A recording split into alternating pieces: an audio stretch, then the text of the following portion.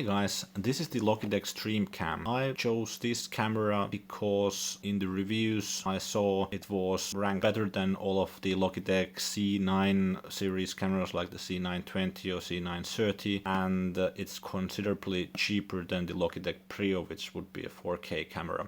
This Streamcam, I found it on Amazon D as a warehouse deal for around 70 euros. I think in the Black Friday deals it can be found for around 75 euros as new. In the US I have seen it on Amazon.com for around $100, but comparing that to the C90 series cameras in Amazon DE, they were very similarly priced, so this is definitely the better option.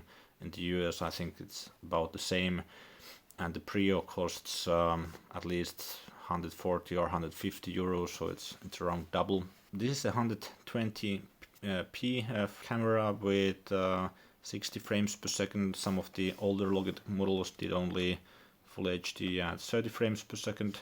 And this has a USB-C connector. It's compatible with Windows and Mac. Okay, what's in the box? We will see that in the moment.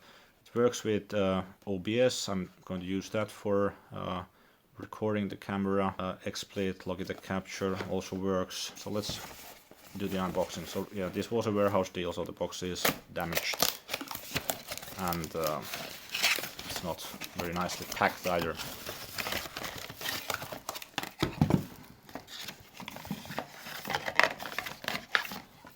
So this is a tripod mount, which I think is quite handy. It has the USB-C connector, and one feature of the camera is that you can do portrait mode and landscape, so you can clip it off and clip it back in for portrait, and then clip it in the other way for landscape.